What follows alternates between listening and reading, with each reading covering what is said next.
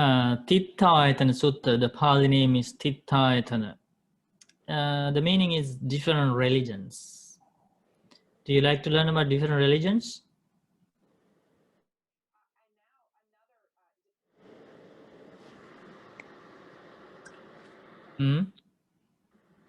Okay, can you please start reading? Here, mendicants means monks, okay? Sectarian tenets, is that right, Barry? Yes, tenets. Tenets, right? So it's like different religions, right? Sectarian, yes. Tenets is like Opinions? Guidelines or, yeah. Okay. Yeah, you can read it as it is and just so understand that it's about the different guidelines of different religions or the people who hold different views about life, okay? So who is going to read? Bhante, I will read. Okay, please.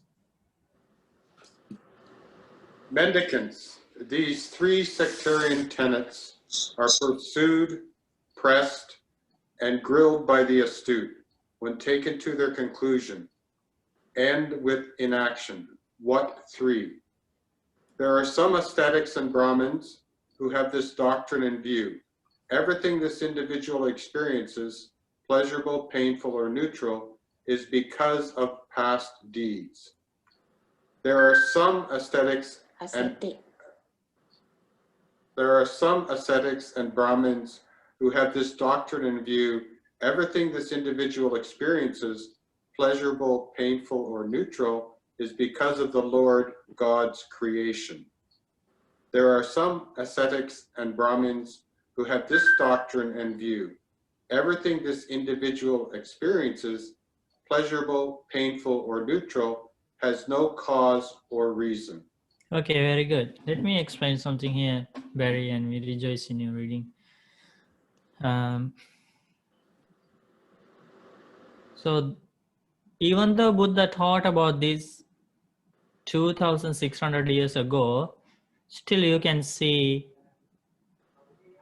different views that people are holding are categorized into these main three groups, basically.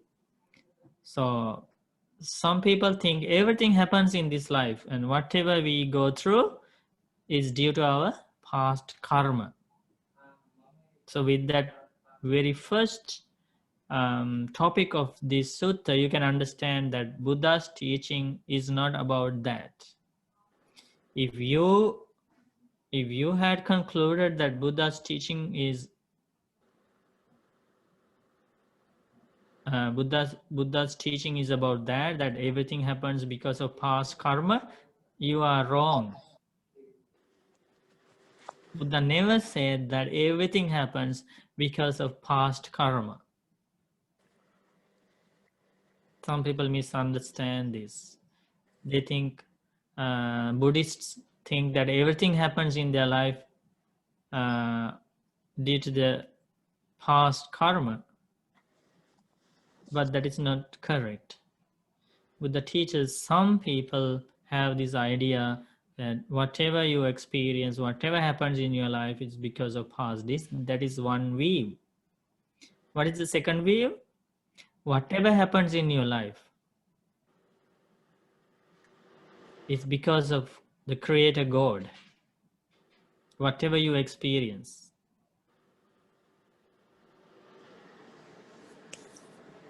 Because of the Creator God. And that is the common belief in the world. The majority of the world, right, believes that things happen to you with the will of the God, Creator God. And Buddha teaches that is another view. The third view is this close to the people who don't believe in anything, any karma or any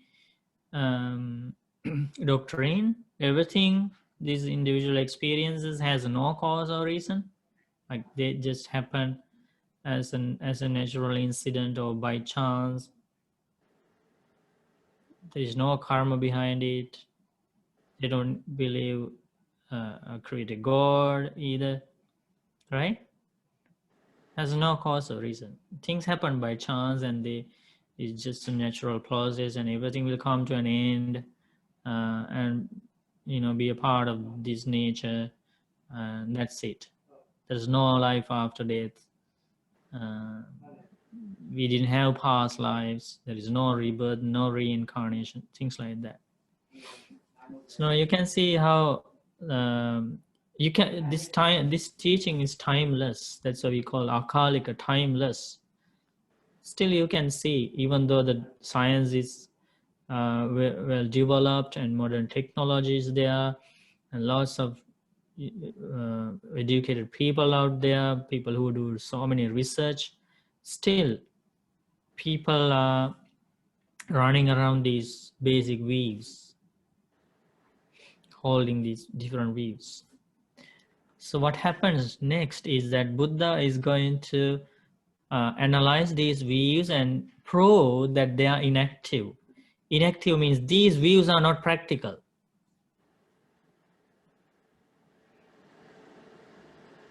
Even the believers of these views cannot prove these and cannot say that, cannot apply them to their own lives or to others' lives. When they try to do that, they fail. That's the meaning of these saying that these views are inactive. They're not practical. The world in common does not agree. Why? Buddha is going to explain now. Buddha, when he was alive, he went to these people who held these different views. Buddha went to these groups of people and questioned. And now we are going to learn about that. Who is going to read next? I can read, Bhante. Okay, Rob. But first I have a question, but maybe you just answered it. I was curious about the words end with inaction. End with inaction. Yeah, Is inaction means not practical. that not practical? Okay. Mhm.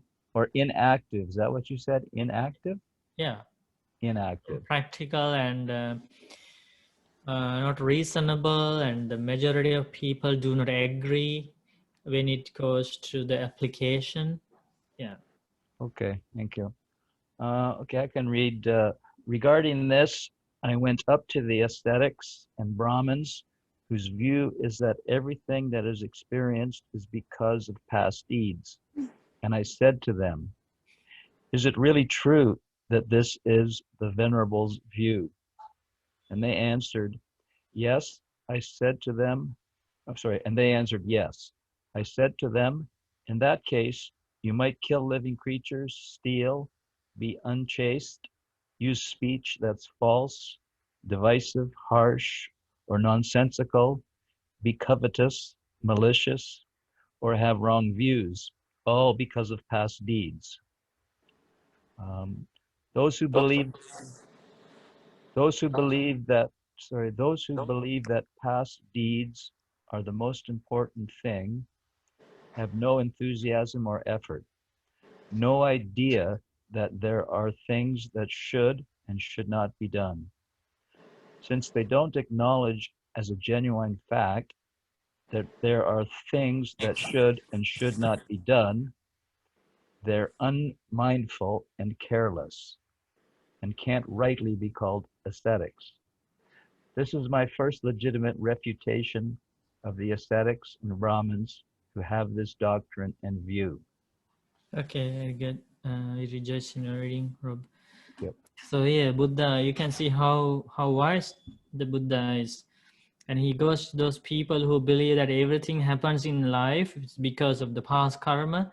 Buddha would go to them and question, okay, if you think like that, when people kill beings, steal, engage in sexual misconduct, and do all these bad things, then you have to say it is because of past karma. because you think everything happens in this life because of past karma. Okay, and then you murder somebody, right? And the police catch you and ask, why did you do this? Oh, it's not my fault, it's bad karma. It's not practical. People will not listen to you or accept your view. And the other disadvantage is that when somebody has that view, everything happens because of the past karma, that person will not make any effort in life to achieve something, to develop something, to improve something, because he is waiting to happen things by itself, thinking that everything happens because of the past karma. And Buddha teaches they will not make any effort to develop the mind, to gain new wholesome qualities.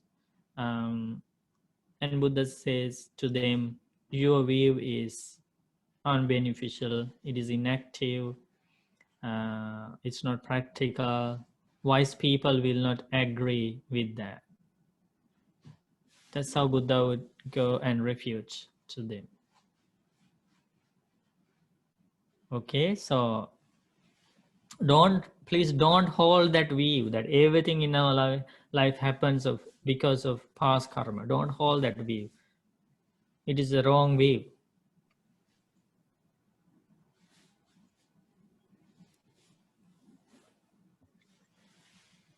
Okay, next one.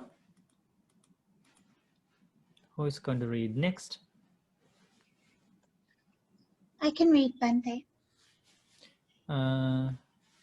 So it is, okay, it's right here. I think it's the one before that, Bante. Is it before that? The paragraph before. Oh, here. No, no, we already. the one below. Yeah, here. Those who believe. We did that, right? Yeah, we read that. Okay. Regarding this, I went up to the ascetics and Brahmins, whose view is that everything that is experienced is because of the Lord God's creation. And I said to them, is it really true that this is the Venerable's view? And they answered, yes. I said to them, in that case, you might kill living beings, steal, be unchaste, use speech that's false, divisive, harsh, and nonsensical, be covetous, malicious, or have wrong view, all because of Lord God's creation.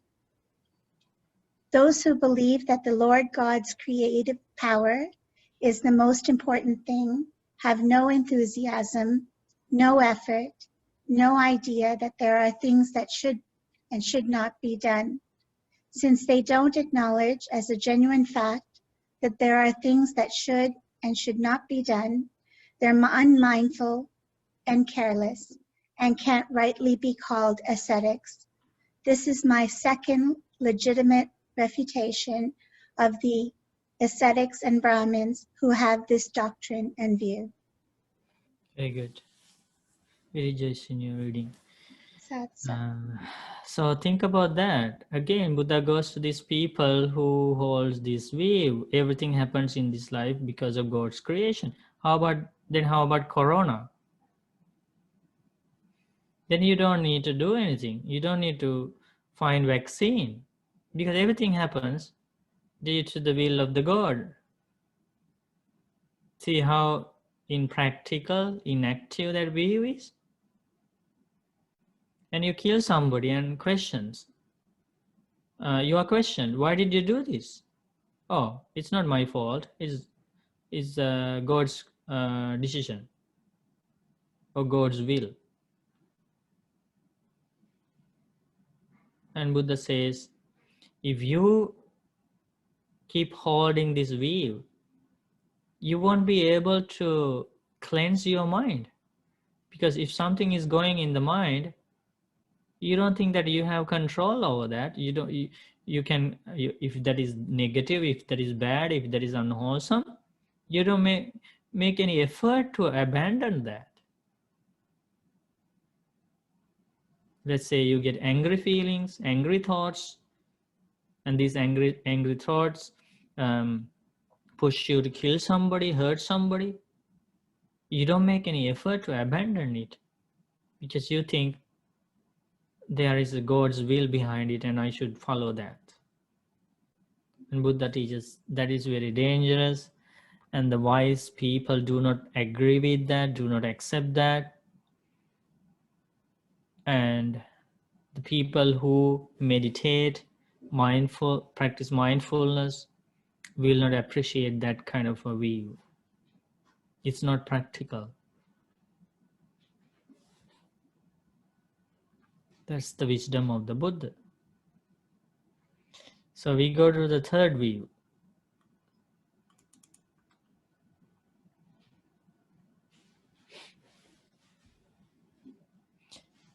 Another Kalanamitta to read.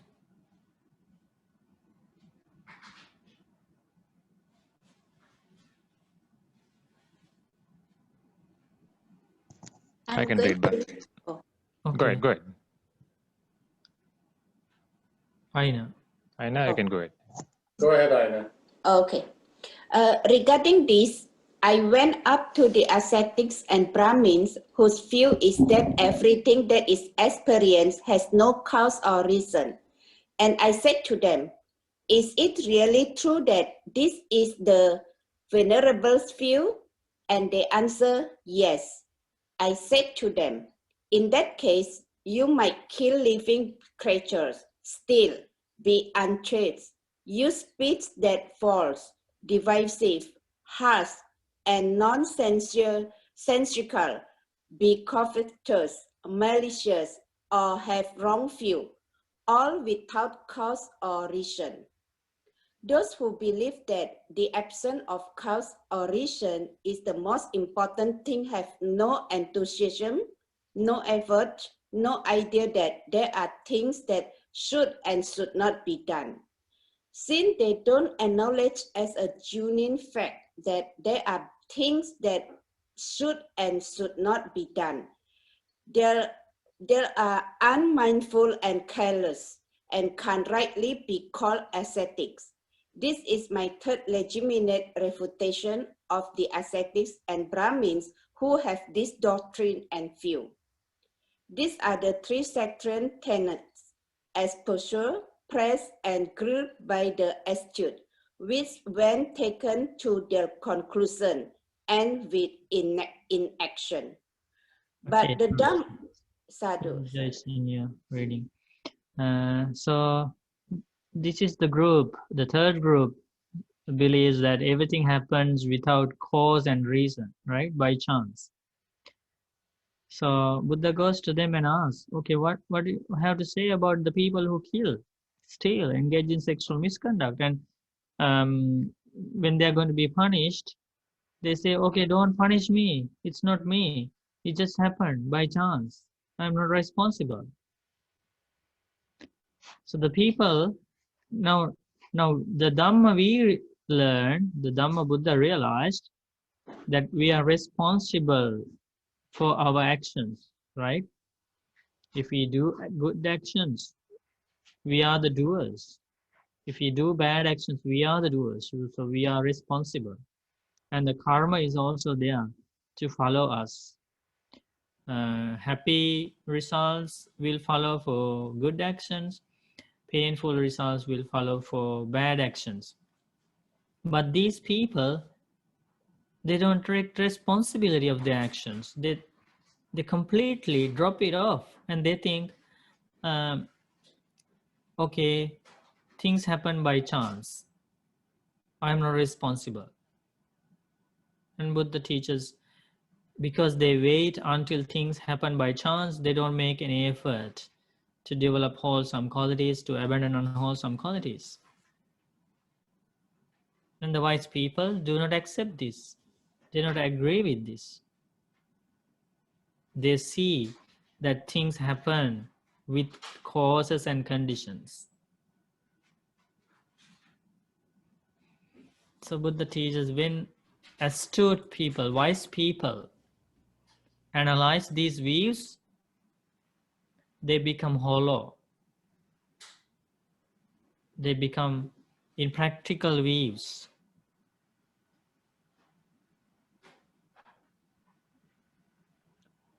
Bante, I'm thinking of a non-sectarian,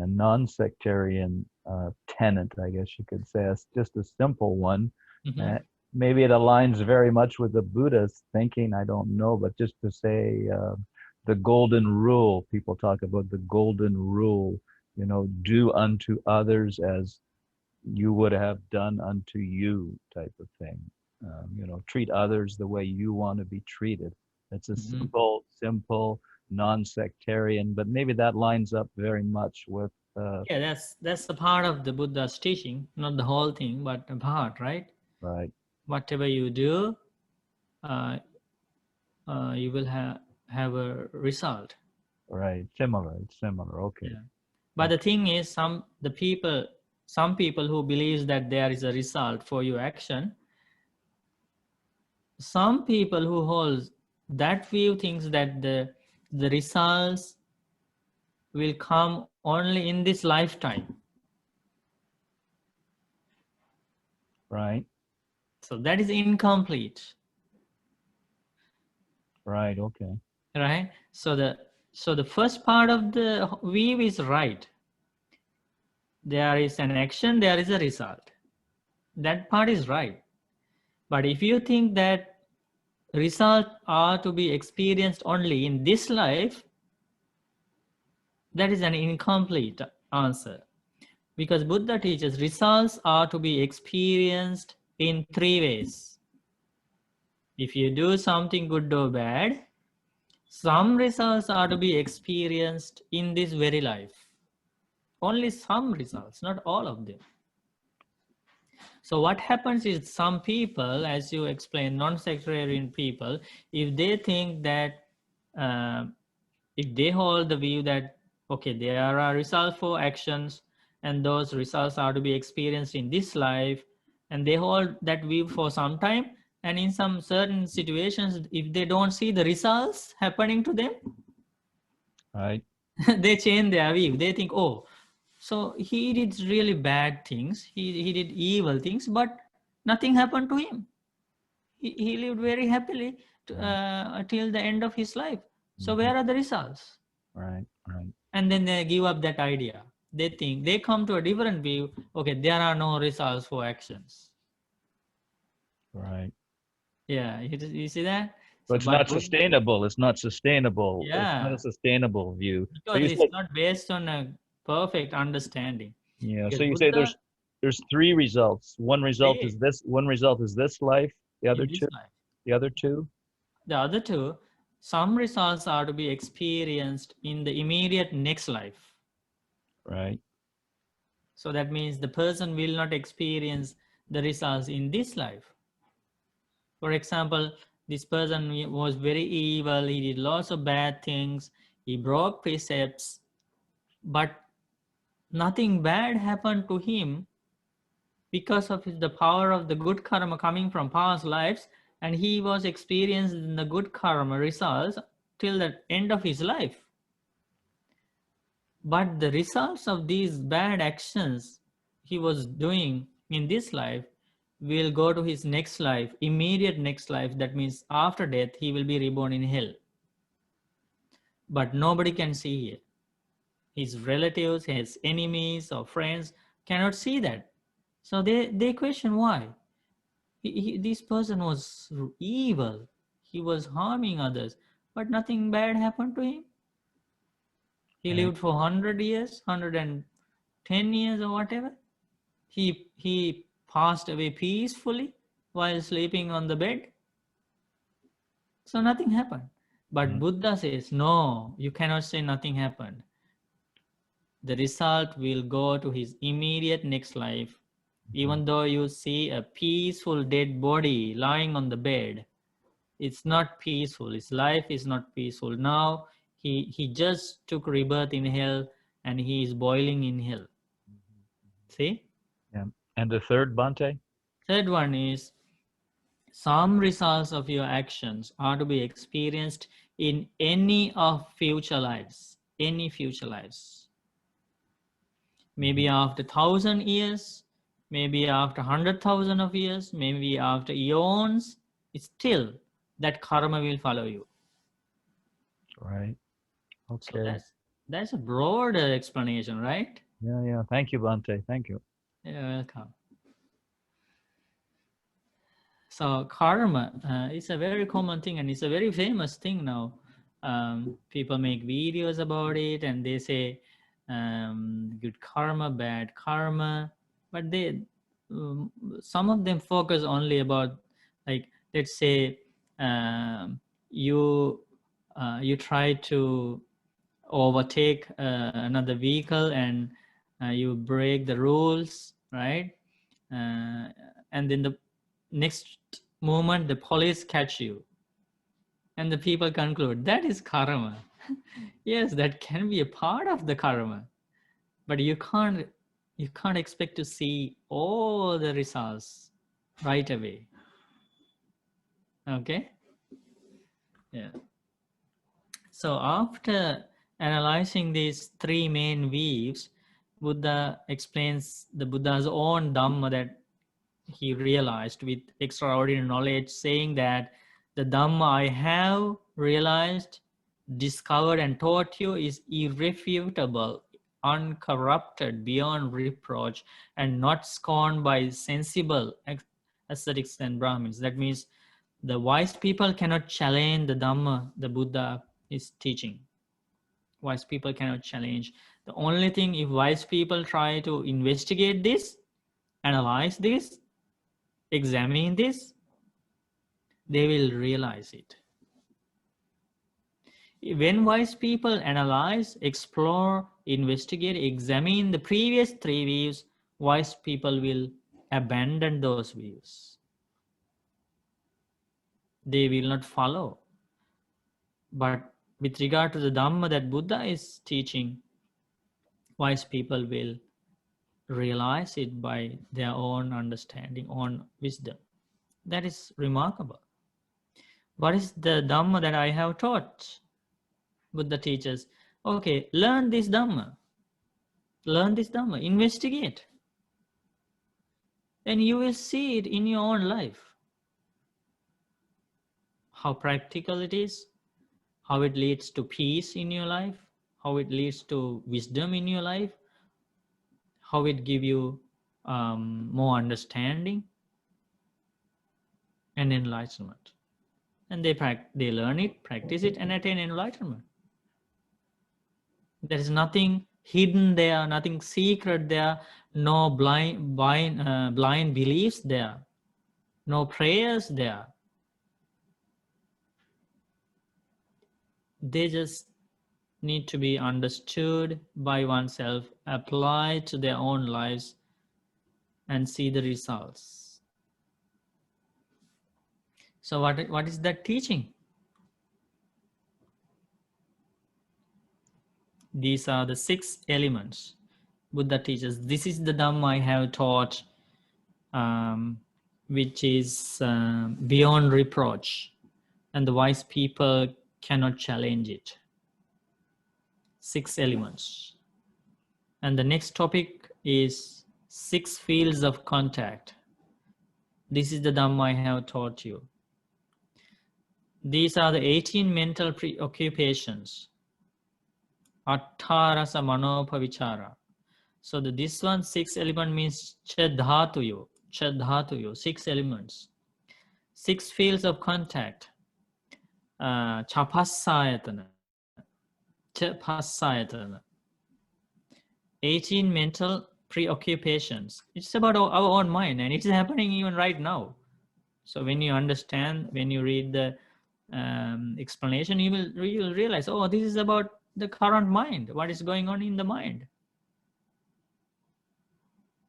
Attarasa manopavichara. And the next topic of the Dhamma is, these are the 4 noble truths. Noble truth of suffering, cause of suffering, end of suffering, the path leading to the end of suffering. And Buddha teaches, if you learn about these things, there is nothing hidden there, nothing secret there.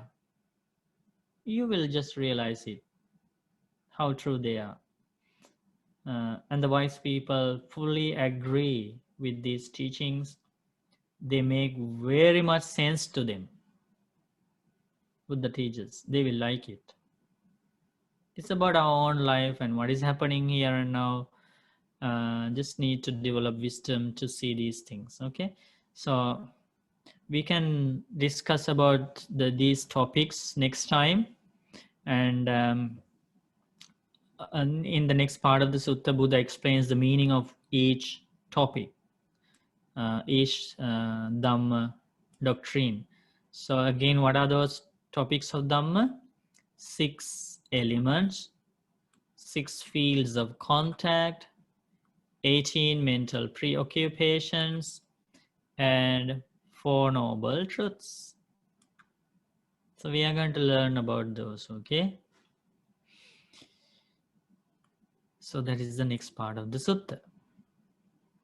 Sadhu, sadhu, sadhu. Aren't we very fortunate to learn about these wise teachings of an extremely wise Yes, Supreme Master. Buddha, right? If we didn't have this teaching, we would follow any of those views that are available in the world. That's what normally happens in this samsara. The right understanding of a Buddha is extremely rare in this world. Okay, if you like to ask questions about today's Dhamma teachings or any questions, any Dhamma questions you have, you're welcome to ask.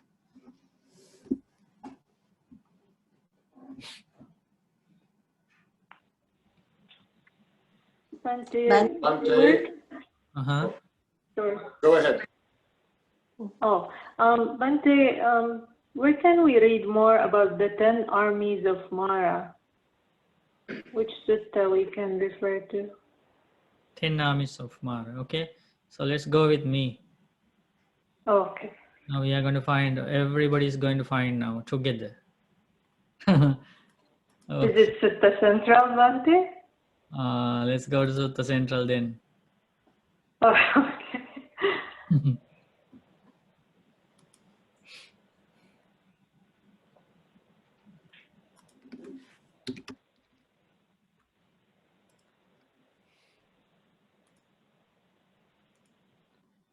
Okay, so we are on the Sutta Central. Okay, you go here, you go to Sutta, and then you go to minor, Kuddaka Nikaya, Yes, Bhante. go to Sutta Nipata. Oh, now is the challenge. You don't know which Vagga that is in.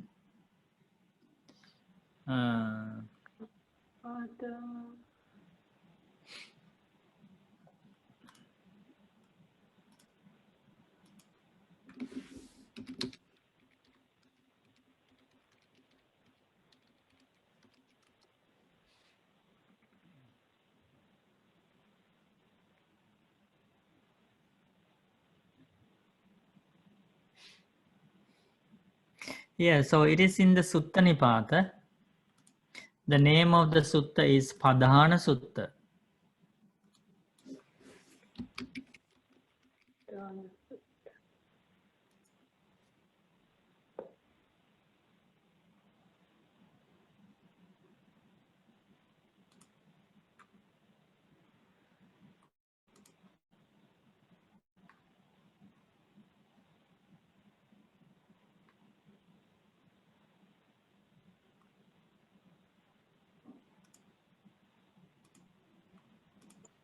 Oh, sorry, Bhante. Would you like to check 3.2, Bhante? Oh, you go. Yeah, I got it here.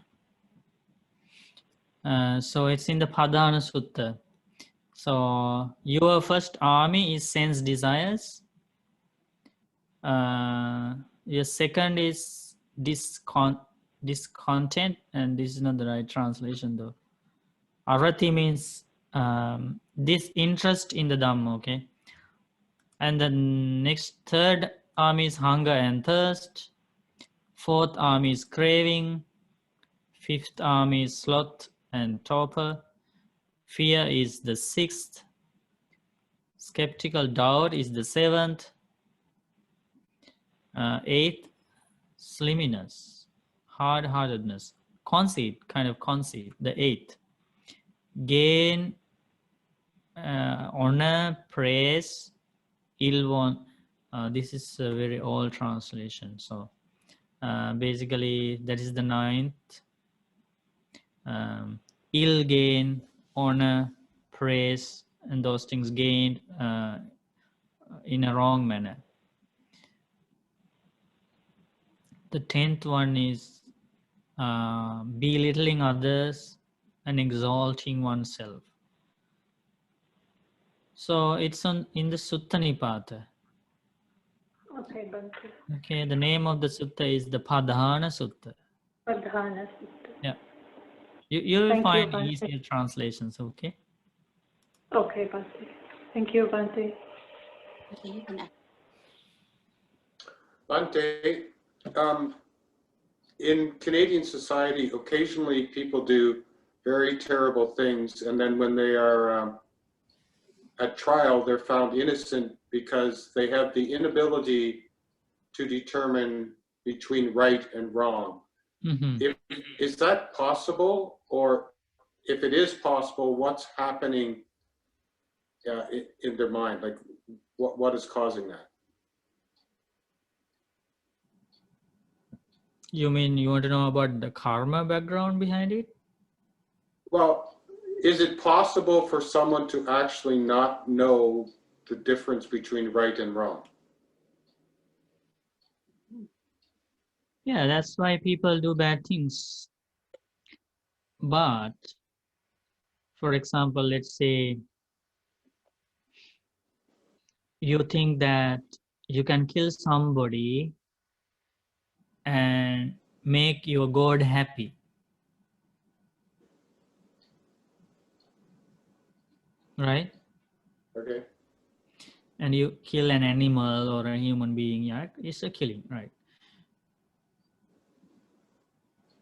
But in reality, according to the natural law, Buddha realized by killing you cannot praise a god. By killing you break one of the heavy precepts and you make bad karma. So the people didn't know about bad karma. But still, it counts as a grave offense, like a powerful bad karma action, killing beings.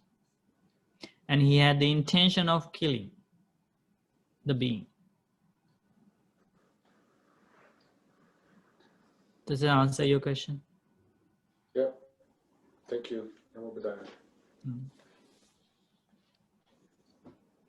That's why, like, think about the life of an animal.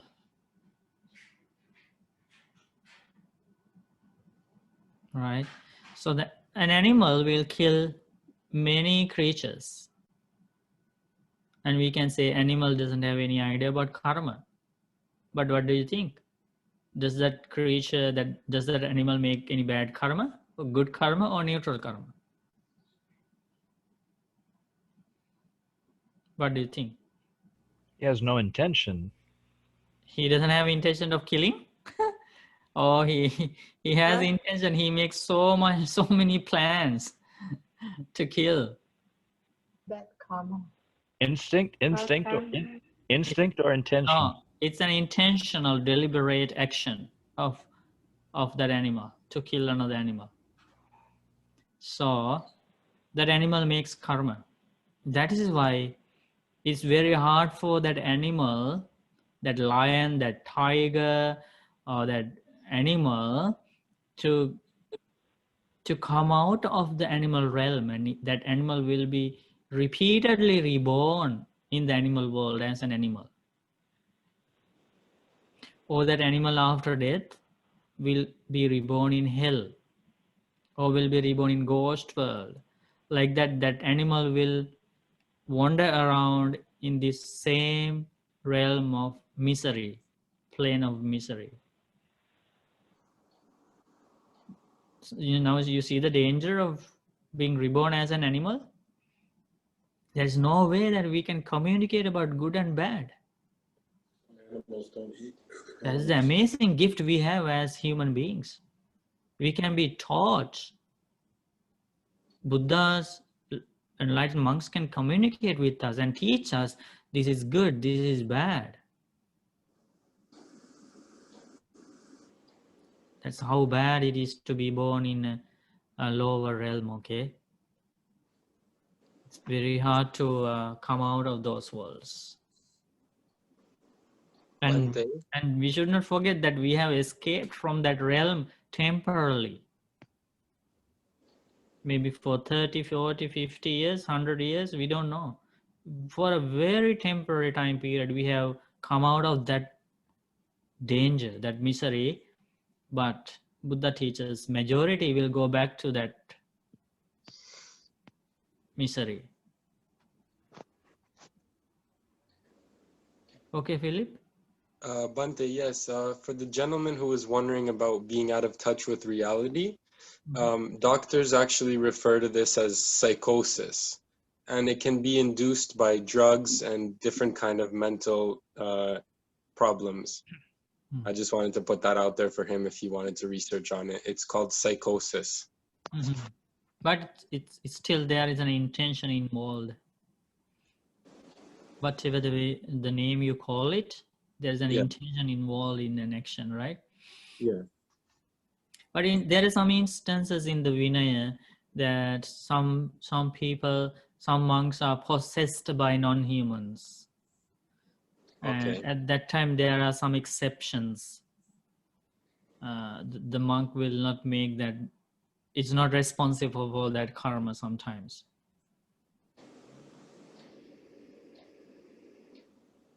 Other than that, the intention is what matters. It's not knowing the reality. It's the intention. Thank you, Bante. Any other questions? That's why it is very important to know about these things. We cannot, there are no excuses. We cannot say, I didn't know, that's why I did this. When it goes to the karma, there is no one there to accept it.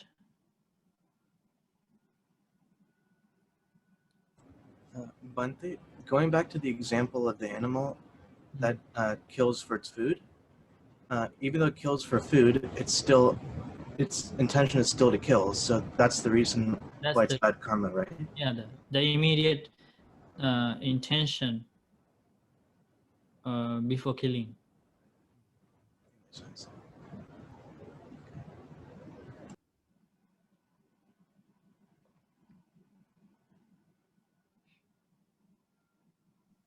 Bante, can I ask a question?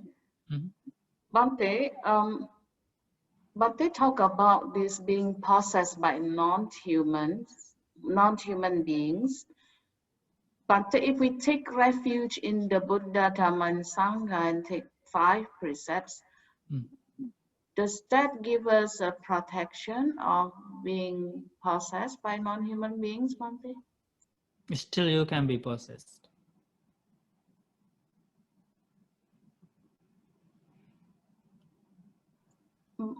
But Bante, is it a certain, because there is a word in Chinese saying that if it's kind of something is low in your body, then it's easy. The most powerful solution to protect ourselves is metta meditation.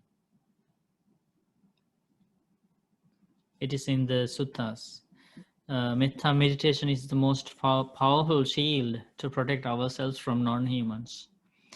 And still, non-humans, you cannot say, oh, I am a Buddhist and I have gone for the Buddha Dhamma Sangha, I keep 5 precepts, so I am okay, non-humans won't do anything to me. No, you cannot say that, because Atanati Sutta is there to get the protection from the attacks of evil non-humans.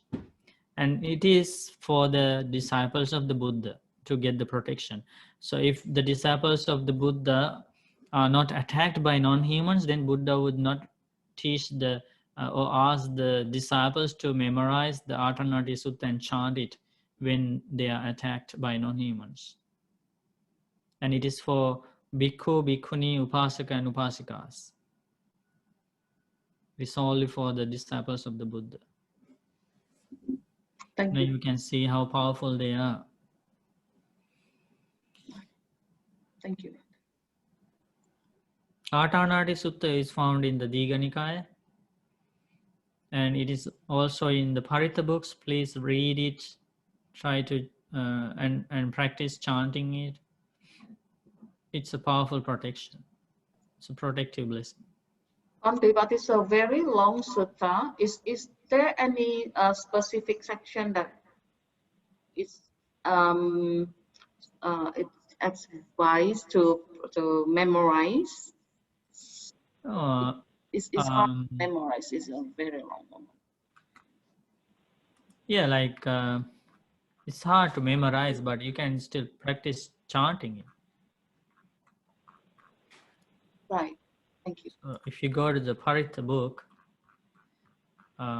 it's on the page number. Start page number 123. 123.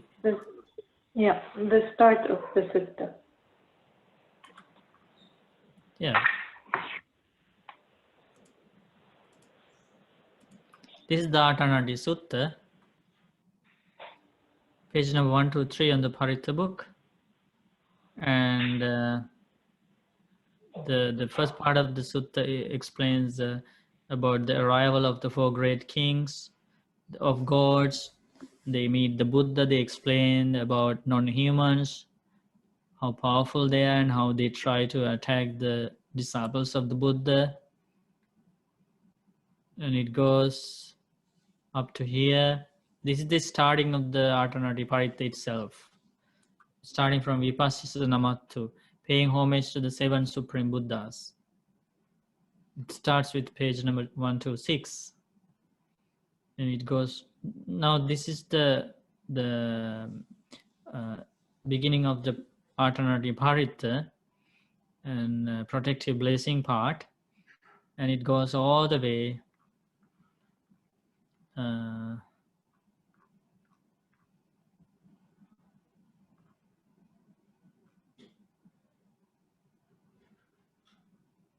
up to the names of the ministers of the four great kings. Indo Soma Varunocha Bharadvaja Prajapati. So, and you go to the end of this. Yeah, here to the page number 137. This is the end of the main part of the protective blessing.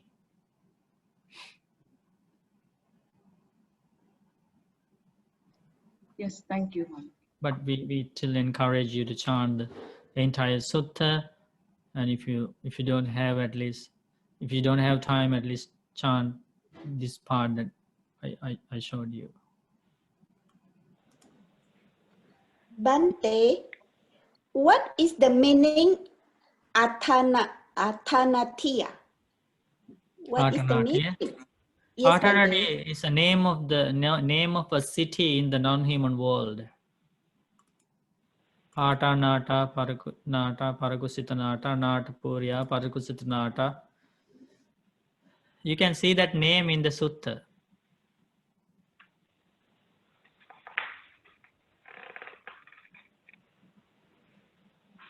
Yeah. Thank you. Wait.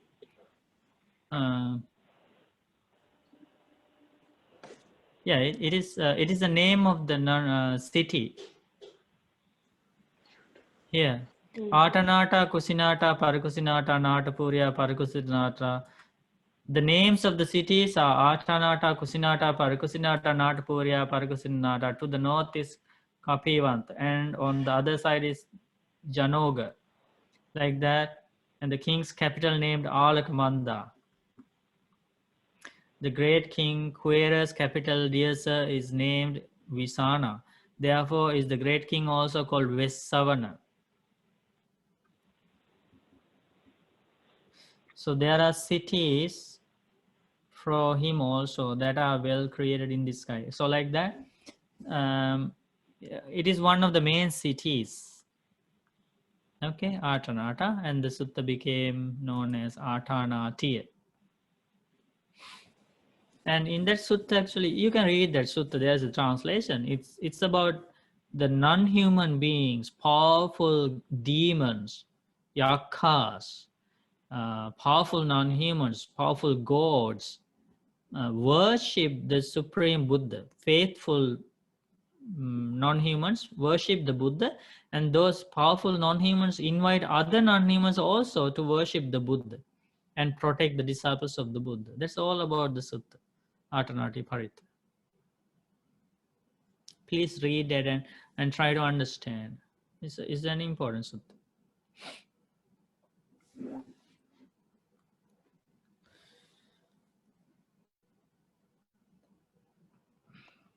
Bante, if somebody was to become ill and they started to believe that this was due to their past karma, is this the wrong view?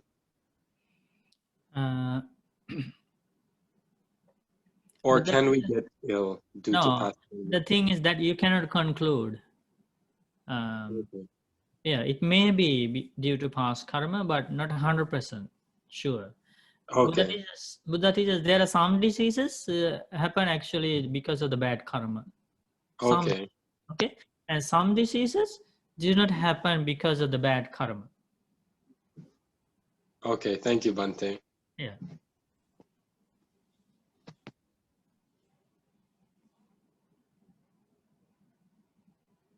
We don't know which one happens because of the bad karma and which one doesn't happen. We don't know that.